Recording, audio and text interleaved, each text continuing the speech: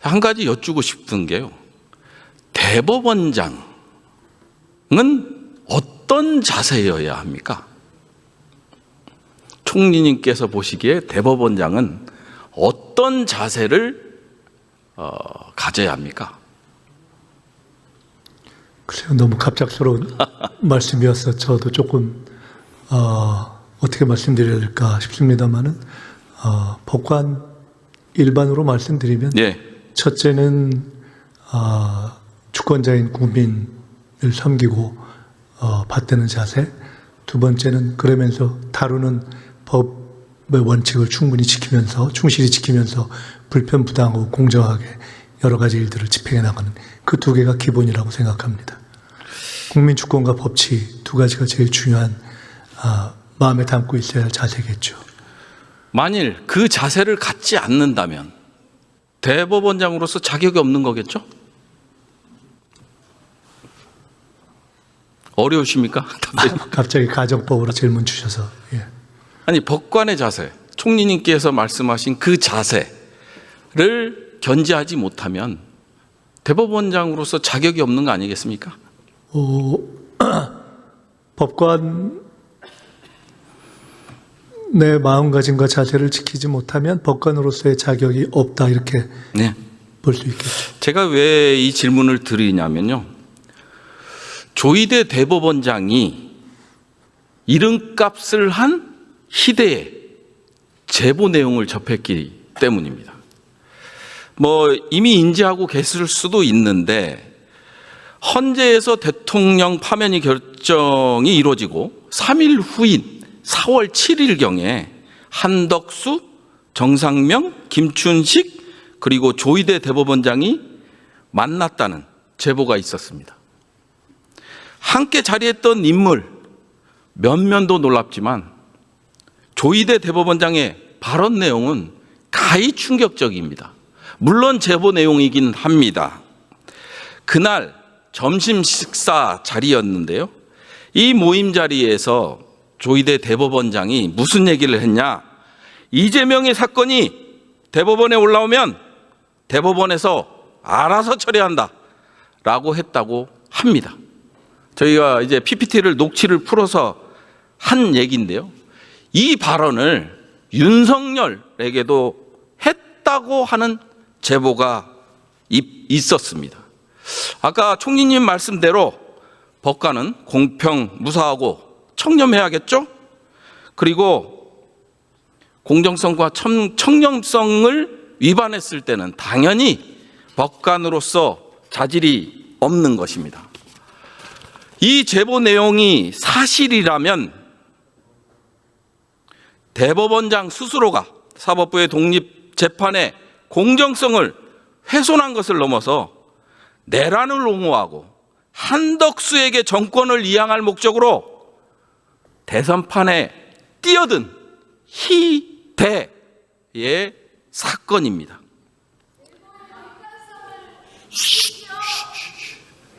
기사 나올 겁니다. 기다려보세요. 기사 나옵니다. 사법부의 신뢰가 무너졌다고 보여집니다.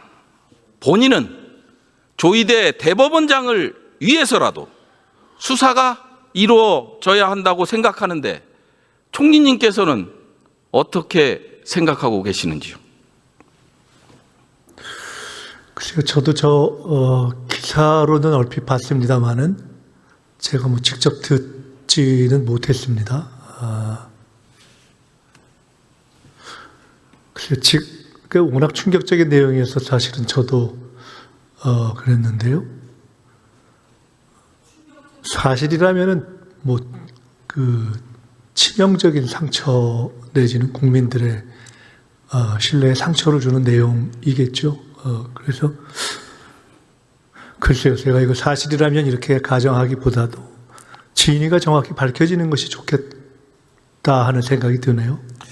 저희가 5월 1일 날 이재명 사건 회부 9일 만에 유죄 취지로 파기환송된 거 아시죠?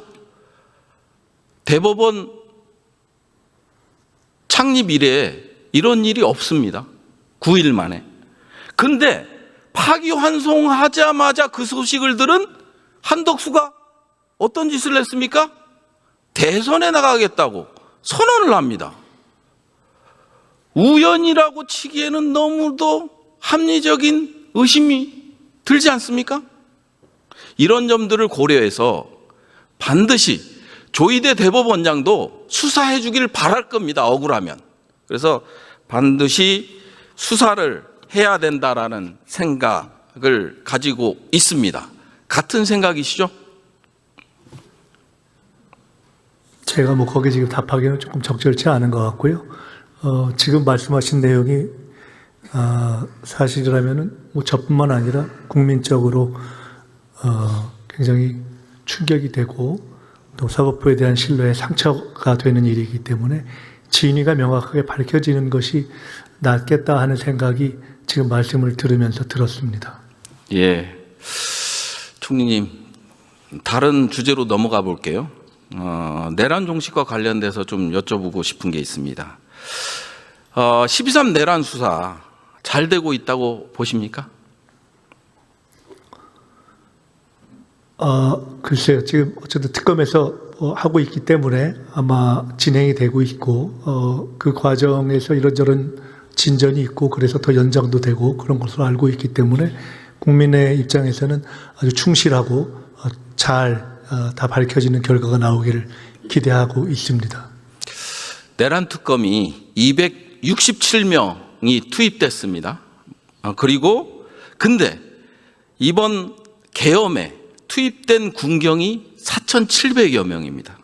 이 방대한 사건을 정해진 기간 내에 처리하자니 진상 규명 그리고 책임자 기소 제대로 이루어질지 저는 약간 의문스러움을 갖고 있거든요. 지금까지만 보더라도 내란 특검과 검찰에서 겨우 22명을 기소했습니다. 내란 우두머리 혐의로 윤석열을 기소했고요. 내란 중요 임무 종사자로 민간인 9명, 군인 12명을 기소했습니다. 제가 한 가지 사례를 갖고 왔는데요. 2021년 공군 성폭력 피해 사건 아시죠? 네. 이모 중사 사건. 이때 군검찰과 특검이 동시다발적으로 수사를 진행해서 23명을 기소했습니다. 그리고 이와 별도로 국방부에서 총 38명에 대해 감사 징계 등으로 문책을 했습니다. 단일 사건이었습니다. 근데 이 사건 이후에도 피해자 가족은 수사 결과에 납득하지 못하고 있습니다. 지금까지도. 그래서 왜 제가 이 자리에서 2021년 그 성폭력 사건을 언급하시는지는 아실 거라 믿습니다. 12.3 내란은 아시겠지만 국기문란 사건입니다. 헌정 질서를 유린한 사건입니다. 근데 모두가 다 특검의 입만 바라보는 것 같아요. 이 중대한 사건에 정부는 과연 무엇을 하고 있느냐, 이런 우려가 있습니다. 그냥 특검에서 기소되지 않으면 처벌되지 않는 이런 방식으로 가서 되겠습니까? 지금 현재 내란의 기획자들, 동조자들이 버젓이 아무 일 없었던 것처럼 제자리를 지키고 있습니다. 그래서 정부 차원에서의 역할이 필요하다. 특검과 더불어. 총리의 생각은 어떠신지요? 총리가 되기 이전에 개인적으로는 과연 이 내란의 장성들이나 책임자 그 외에 실제로 기획과 관련된 실무자들을 밝혀낼 수 있을까라는 문제의식을 가졌던 적이 있습니다.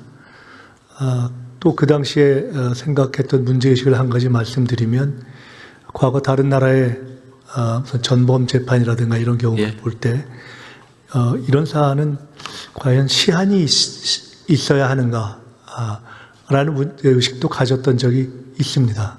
그러나 현재로서는 특검이 진행되고 있기 때문에 특검에서의 결과가 나오는데 우선 최선을 다하는 것이 좋고 정부로서는 그것을 지켜보고 있다, 이렇게 말씀드리겠습니다. 예, 알겠습니다. 총님 들어가셔도 좋겠습니다. 사법개혁은 법관과 판사 모두가 다시금 국민들로부터 존경받을 수 있도록 되돌려 놓자는 것입니다.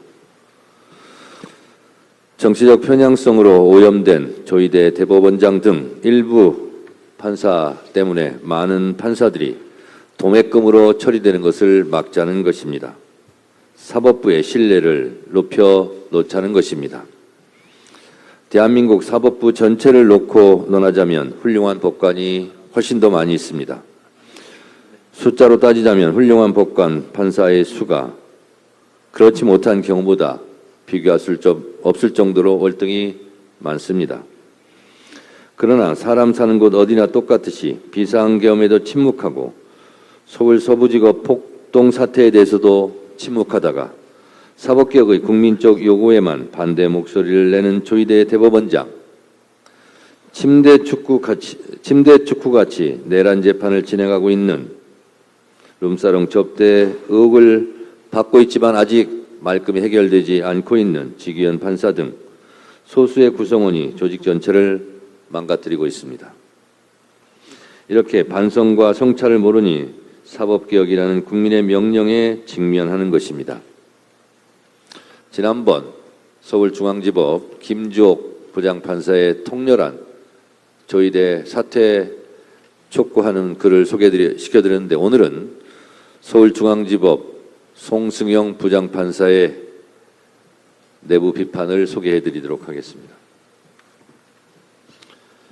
사법개혁의 요구는 12.3 비상계엄, 서부지법 폭동사태, 대선 직전 야당 대표에 대한 전원합의체 판결 등 일련의 과정에서 사법부가 법치주의와 기득권 수호의 최후 보루로서의 역할을 다하지 못하고 오히려 이례적인 절차 진행으로 선거에 개입함으로써 국민 주권주의를 무력화하려는 시도를 했다는 비판 등에 기인한 것이라는 서울중앙지법 송승영 부장판사의 일침을 조희대 대법원장은 명심하시기 바랍니다.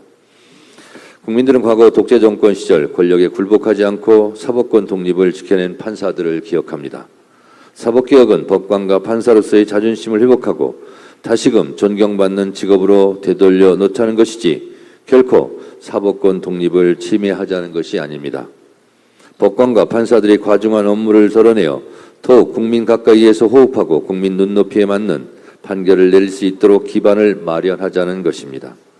자정 능력을 잃은 조직은 결국 외부의 힘을 빌어 개혁을 할 수밖에 없습니다. 법원 스스로 내부의 목소리에 귀 기울여 사법개혁의 길에 동참해야 할 것입니다. 어제 대정부 질문 과정에서 민주당 부승찬 의원의 충격적인 의혹 제기가 있었습니다. 이 의혹 제기에 대해서 조희대 대법원은 출근 퇴근에 기자들의 질문을 피하고자 마치 언론을 입틀막 하듯 출퇴근 촬영을 불허한다고 발표했습니다. 이 무슨 해괴한 발표입니까? 법원 노조에서도 드디어 못 참고 성명을 내고 있습니다. 지금 여당이 밀어붙이고 있는 사법개혁에 많은 국민이 호응하고 있고 법원은 개혁의 주체가 아니라 개혁의 대상으로 전락했다고 법원 노조는 탄식하고 있습니다. 이번 사태가 여기까지 이르게 된 것은 대법원장이 비상식적인 절차를 통해 선고한 대통령 후보에 대한 파기환송이 결정적인 원인이라고 지적했습니다. 형사소송법을 어겨가며 내란 우두머리 혐의로 재판받고 있는 윤석열을 풀어준 지기현 부장판사의 구속 취소 결정은 불신의 시작점이 되었다고 또 지적하고 있습니다. 조희대 대법원장은 검찰총장 시절의 윤석열과 점점 닮아가고 있다고도 지적하고 있습니다. 자, 그러면 조희대 대법원장은 어떻게 하시겠습니까? 부승찬 의원의 의혹 제기가 만약 사실이라면 국민 여러분, 조희대 대법원장을 어떻게 해야 하겠습니까? 조희대 대법원장 스스로 언론인들의 입을 틀어막았고 길을 틀어막을 것이 아니라 스스로 답할 때가 되었습니다.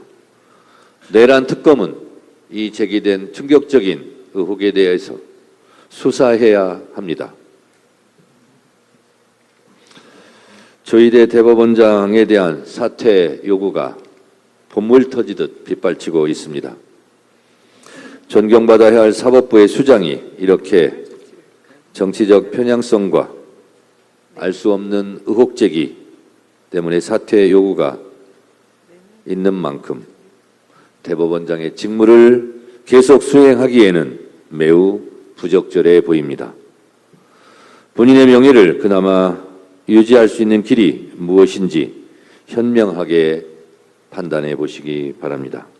민주당은 흔들림 없이 좌고우면하지 않고 비타협적으로 사법개혁의 고삐를 결코 늦추지 않고 뚜벅뚜벅 사법개혁의 길로 가겠습니다. 국민 여러분 함께해 주시기 바랍니다. 감사합니다.